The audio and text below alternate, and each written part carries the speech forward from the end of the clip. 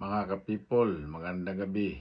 Welcome dito sa ating vlog. Welcome dito sa ating YouTube channel, Mr. Bol.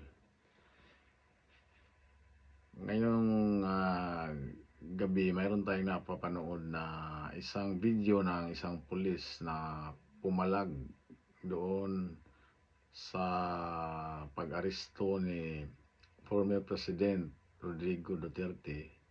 At saka pumalag siya sa ating presidente ngayon na si Bongbong Marcos, at pumalag din siya sa ating mga general.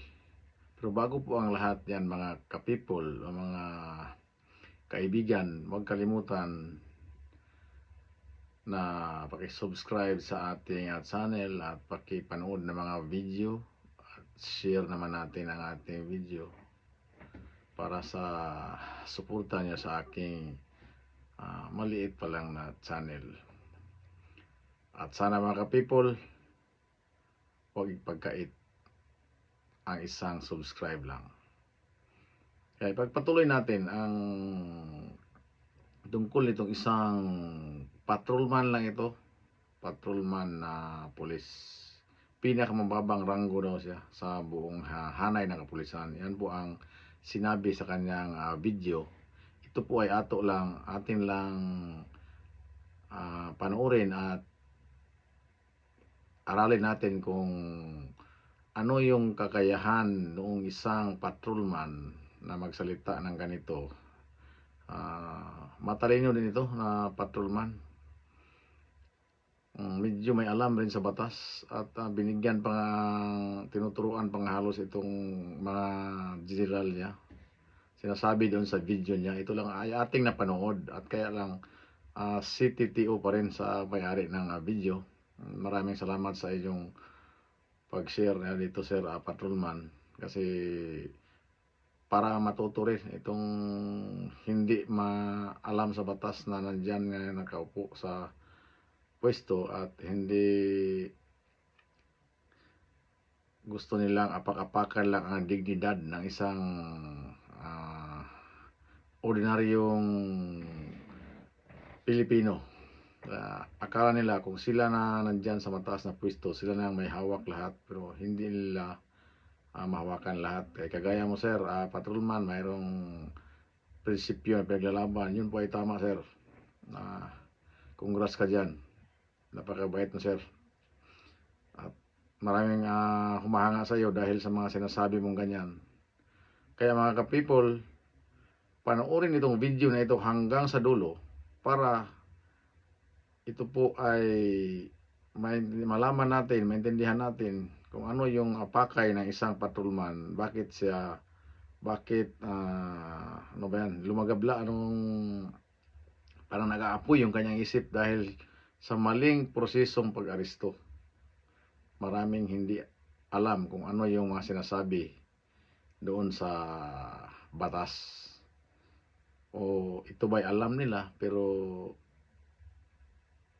pinaikot-ikot lang ang taong bayan, na ang sinasabi pa nga sa pulis na ang nagpapasahod sa kanya ang taong bayan, hindi yung presidente, hindi yung general. Kaya panoorin natin ang video ito.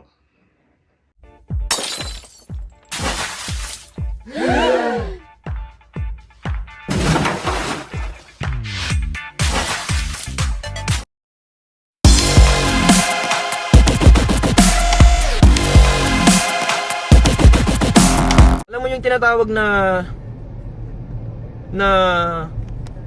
self-respect or anong tawag dun? Dignity. Alam mo yung dignity ng isang empleyado, dapat hindi mo inaapakan yun. Hindi porke mas mababa sa'yo, aapak-apakan mo na lang yung dignidad niya. Hindi po pwede yan kahit ikaw pa yung presidente ng Pilipinas, kahit ikaw pa yung pinakamayamang tao sa buong mundo. Hindi mo pwedeng apak-apakan yung dignidad ko bilang tao, tandaan mo yan. Kahit sino ka pa. Diba? Kahit sino ka pang tao kang yan, kung inapak-apakan mo yung dignidad ko, magkamatayan na tayo. Diba? Ikaw kayo yung ganyan-ganyanin ko, ikaw kayo yung kupal-kupalin ko kung anong mararamdaman mo. Diba? Try mo din kayang maging biktima ng kakupalan. Tingnan natin, baka iyak ka na lang dyan sa gilid. Di mo kasi alam. Di nyo kasi alam kasi nasa mataas kayong posisyon. Di nyo alam yung nararamdaman ng isang mababang tao lang. Na kapag kinupal-kupal mo, walang magagawa kundi tatahimik lang. Diba? Kasi alam niya sa sarili niya na walang laban sa'yo. Kasi mataas ka eh. Pero wag mo akong ginaganyan. Kahit gaano ka pa kataas, wala akong pakialam sa ranggo mo. Diba? Wala akong pakialam sa ranggo mo. Kahit ano ka pa, kahit general ka pa. Kahit ikaw pa ang hepe ng PNP, kahit ikaw pa yung pinakamataas sa buong mundo, sabi ko na nga ba. Kapag kinupal-kupal mo ako at ay napakan mo yung dignidad ko, magkamatayan na tayo. Diba? Yun yung prinsipyo na pinaglalaban ko, mga kasama. Yan yung tinatawag na prinsipyo. Hindi yan mabibili ng pera kahit anong magkano mang pera yan. Tandaan nyo lagi na yung prinsipyo lang yung kaya mong ipaglaban sa buong buhay mo. Kahit wala ka ng pera, kahit wala ka ng kung ano-ano man yan, kahit anong meron ka, na winala ng mga tao, prinsipyo lang yung matitira sa'yo. Tandaan nyo yan. Dignidad lang matitira sa'yo. At wag na wag mong ibebenta yan kasi yan lang yung natitira sa'yo. Diba? Nagigets nyo ba ako?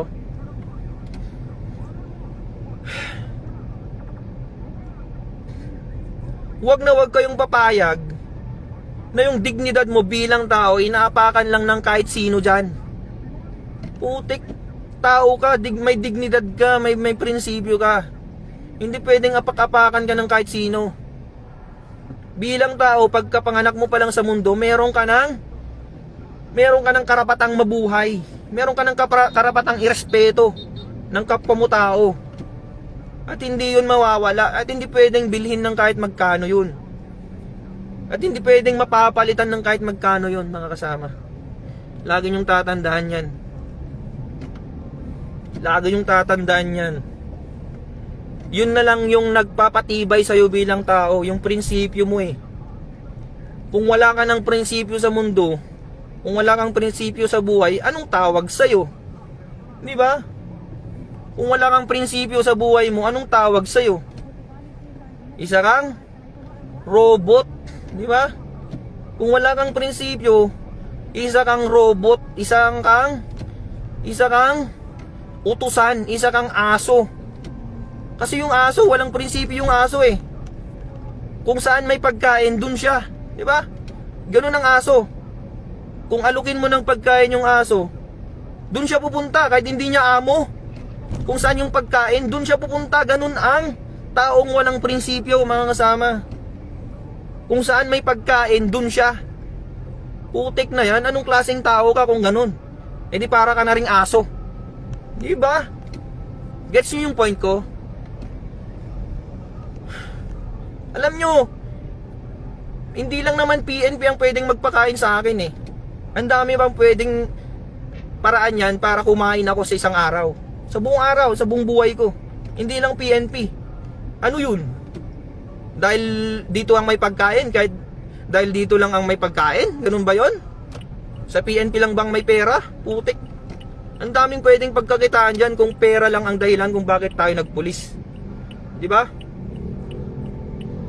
Nagpulis tayo hindi dahil lang sa pera. Tandaan nyo yan.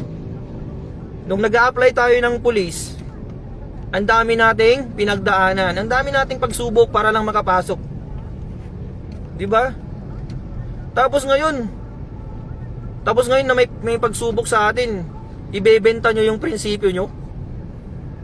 Ibebenta nyo yung prinsipyo nyo para lang sa sahod. Magkano ba sinasahod natin? Sa aming mga patrolman, 29,000 lang, mga kasama. 29,000 lang. Anin mo yung 29,000 kung ang kapalit nun. Anong kapalit nun? Prinsipyo mo. Ipagpapalit mo yung prinsipyo mo sa kakarampot na 29,000. Puta. Diba? Mas marami pa yung sahod ko nung nasa call center ako. Mas malaki pa yung sahod nung nasa call center ako kaysa yung nasa pulis na ako. Pero dahil may prinsipyo akong pinaglalaban, nagpulis pa rin ako. Kasi gusto ko nasa tama lahat, nasa ayos lahat. Gusto ko nasa ayos lahat ng mga bagay sa Pilipinas. Di ba? Kaya tayo nagpulis kasi gusto natin maayos. Pero ngayon, dahil hindi na maayos yung mga bagay-bagay, hindi na po pwede. Alangan naman na magpupulis ka pa kung hindi na maayos. Anong kwenta mong pulis ka dyan kung hindi mo na maayos yung problema sa bansa? Diba? Alangan naman na magbulag-bulagan ka na lang dyan para lang sa 29,000? Anong kwenta mong pulis, diba? Anong kwenta mong pulis ka? Ako, wala akong pakialam kung tanggalan nila ako ng trabaho. Wala akong pakialam kung kasuhan nila ako. Wala akong pakialam. Ang pakialam ko lang is dapat nasa tama lahat. Nasa tama lang lahat dapat. Hindi pwedeng kung ano-ano na lang sasabihin sa atin, susunod-sunuran na lang tayo. 'Di ba? Pulis ako, hindi mo pwede akong utusan. Patrolman lang ako, pero hindi mo ko pwedeng utusan ng mali. Kahit sino ka pa. Kahit ikaw pang presidente, sabihin ko na nga sa'yo, kahit si Bongbong Marcos pang mag-utos sa akin ng mali, hindi ako susunod sa kanya kahit tanggalin niya akong pulis. Diba? Ba't ako susunod sa kanya? Sino ba siya? Siya ba ang boss ko? Hindi ko siya boss. Ang boss ko, yung nagpapasahod sa akin. Sino bang nagpapasahod sa akin? Mga Pilipino. Diba? Mga Pilipino ang nagpapasahod sa akin. Ba't ako susunod sa presidente? Ano ba siya? Presidente lang siya. Diba? Ako, pulis ako.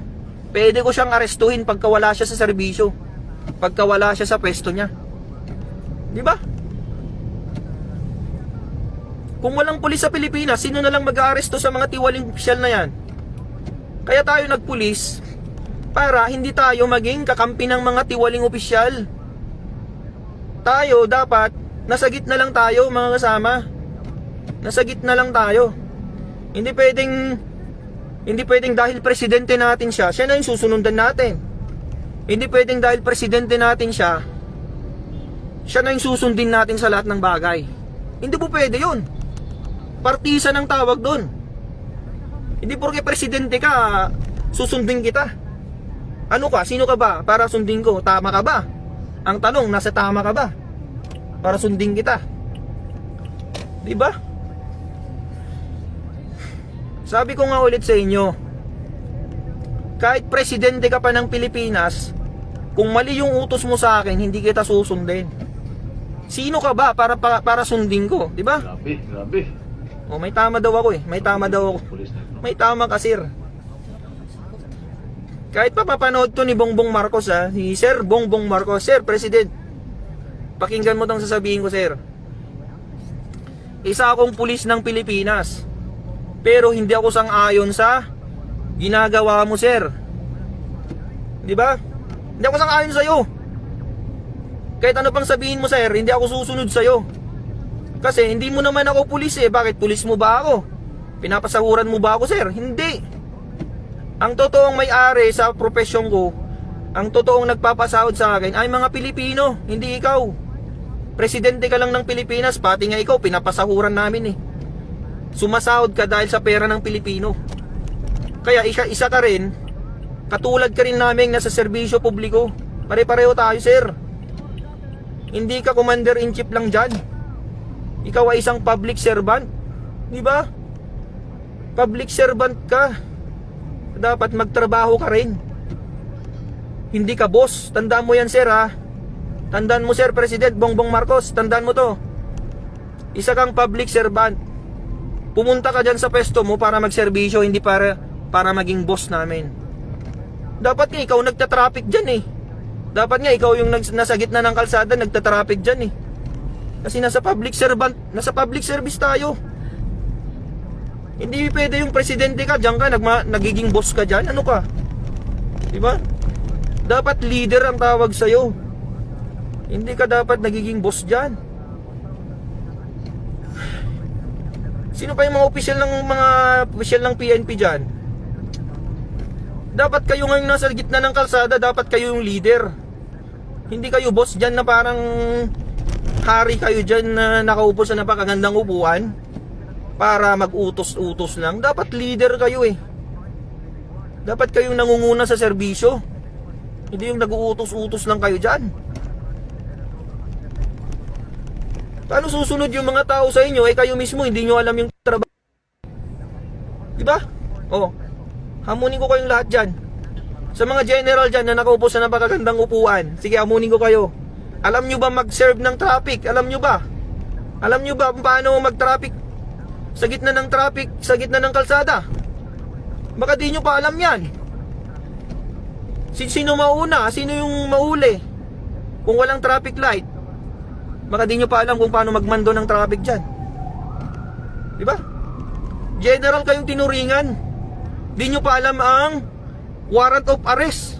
Putik. Warrant of arrest lang di mo alam. Alam mo yung warrant of arrest? Pwede ka daw mag-aresto kahit walang warrant of arrest. Putik, ano yun? E di pwede na lang pala akong magdampot dyan kahit sino. Diba? Di pwede na lang pala akong magdampot-dampot dyan kahit sino. Kasi trip ko eh. Oh, mukha kang kriminal ah. Sabi ko, oy, mukha kang kriminal, halika nga dito. Arestuhin kita, trip kita eh. Tanungin nung tao. Tanungin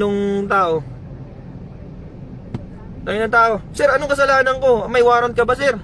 Ay, anong warrant? Di ba? Anong warrant? Puntahan mo, ay, sama ka sa akin. Sa presinto mo malalaman yung warrant mo. Kasi gagawin pa lang yung warrant mo. What a funny, di ba? What a funny idea. Di ba? Pwede ba yun? Bawal yun, nasa constitution yun, mga kasama. Bawal na bawal mag-aresto ng walang warrant of arrest.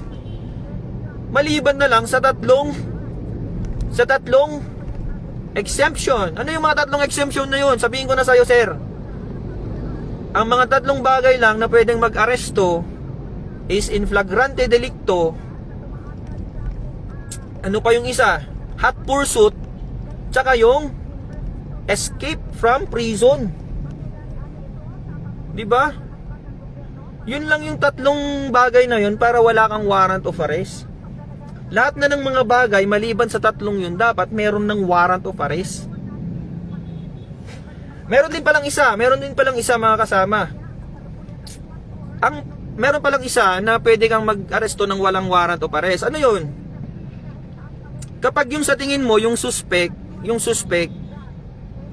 kapag sinirban mo ng warrant, pwede siyang tumakbo, pwede siyang manlaban. Kasi sasabihin mo sa kanya, oy Juan, sir Juan, halika nga dito, may warrant of arrest ka. Pag sinabi mong ganyan, may possibility kasi na manlaban siya. May possibility kasi na tumakbo siya. Nasa rules of court yan eh, 'di ba? May possibility kasi na manlaban siya or tumakas siya. Kaya wag mo na lang munang ipakita yung warrant of arrest niya. Wag mo munang ipapakita sa kanya. Biglain mo na lang siyang huliin. Kung sa tingin mo tatakas siya, biglain mo siya, parang dadamputin mo siya bigla.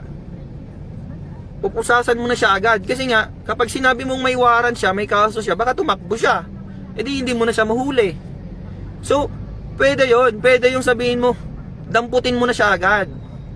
Pero, dapat, pagkadampot mo sa kanya, agad-agad, sabihin mo rin sa kanya at ipakita mo sa kanya yung warrant of arrest niya. At sabihin mo agad sa kanya yung mga rights niya, mga right to cancel, right to counsel, right to remain silent. Diba? Diba? Yun lang yun yung apat na circumstansya para maging warrantless arrest. Pero kung meron namang preliminary investigation yung kaso, kailangan ipakita mo yung warrant of arrest. Parang yung nangyari kay Rodrigo Duterte. May nangyaring preliminary investigation, mga kasama. May nangyaring investigasyon. Tapos, sasabihin nila, arestuhin kita kahit walang warrant of arrest. Pwede ba yun? Hindi po pwede yun, mga kasama. Kailangan, ipakita mo muna yung warrant of arrest bago mo siya arestuhin. Bakit? Si Duterte ba, tatakas ba yun kapag sinabihan mong may warrant of arrest siya? Di naman tatakas yun eh, tsaka hindi naman manlalaban yun eh. Prosecutor kaya yun, alam niya yung batas yun. Pero anong ginawa nyo sa kanya? Yung ginawa nyo sa kanya? Wala, mali yung ginawa nyo sa kanya. Inaresto nyo siya ng walang warrant of arrest at hindi nyo sinunod yung batas ng ICC. Ang sabi sa ICC, pagkatapos nyo maaresto yung isang tao, dapat dalhin nyo siya sa competent judicial authority, mga kasama. Competent judicial authority. Pero anong sabi ng administrasyon? Anong sabi ng administrasyon regarding that? Ang sabi nila, competent authority daw yung competent judicial authority daw yung DOJ na nandun. Putik na yan. Anong klaseng pag-iisip yan, mga kasama? Paano naging competent judicial authority yung DOJ? Ang DOJ, mga kasama, is considered as quasi-judicial. Quasi-judicial lang siya. Hindi siya fully competent judicial authority. Bakit? Korte ba ang DOJ? Korte ba ang DOJ? Siyempre hindi. Department of Justice is not a court. Ang sinasabi ng ICC, pagkatapos nyo mahuli si Duterte, dapat dalhin nyo sa competent judicial authority. Ano yung competent judicial authority na yan? In short, ang tawag dyan ay korte. Kahit anong korte sa Pilipinas, pwede. Kahit nga sa pinakamababang korte na lang sana eh. Pero anong ginawa? Dinala saan? Villamor Air Base, mga kasama. Bakit? Korte ba yun? Siyempre hindi korte yun. Walang judge dun eh. Sino magsasabi na tama o mali yung pagka-aresto niya kung walang judge? Siyempre kailangan mo ng judge para magsabi sa'yo ng ganito, ganyan. Ang sabi ng administrasyon, meron daw DOJ personnel na kasama doon. Siya na daw yung judicial authority. Putik, sabi ko na nga ba eh. Bangag talaga tong mga to eh, no? Walang alam sa batas. Kawawa naman ang Pilipinas kung ganyan.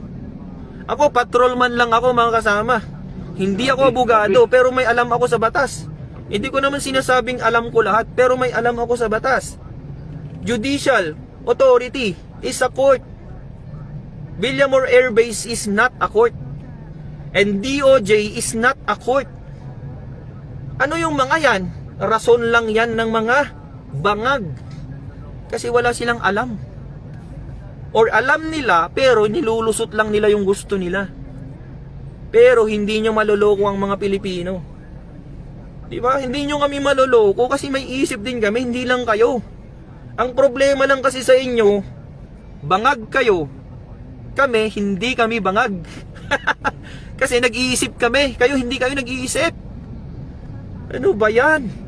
Anima ba ko nakmanin? Kanina pa ako salita ng salita dito, wala man lang mag-comment ng maganda dito.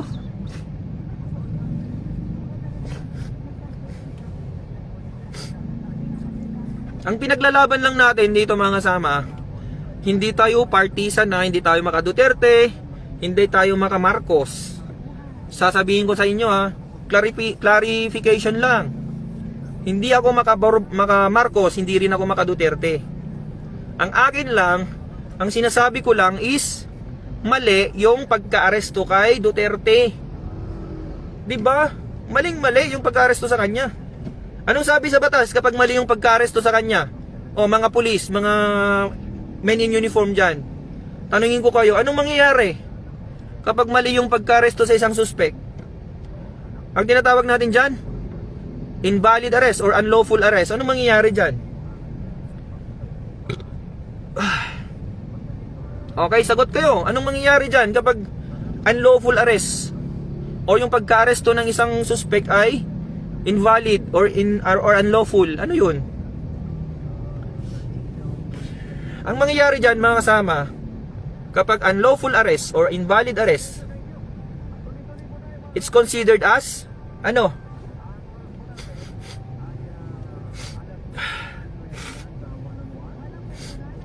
Any unlawful arrest, any unlawful arrest is considered to be invalid. Ibig sabihin nun, mga kasama, kapag unlawful yung pagka-arrest mo, hindi sang-ayon sa batas yung pagka-arrest mo, yung pagka-aresto mo na yun, it's considered as invalid. Anong ibig sabihin nun? Oh, inaresto ko si Juan. Hindi dumaan sa tamang proseso. Okay, si Juan, mapapawalang bilanggo siya. Mapapalaya siya. Mapapalaya siya. Parang kayo nangyari kay Duterte. Kapag unlawful yung pagka-aresto sa kanya, ang mangyayari sa kanya, magiging invalid yung arrest niya. Ibig sabihin, kapag invalid yung arrest niya, mapapawalang bilanggo siya.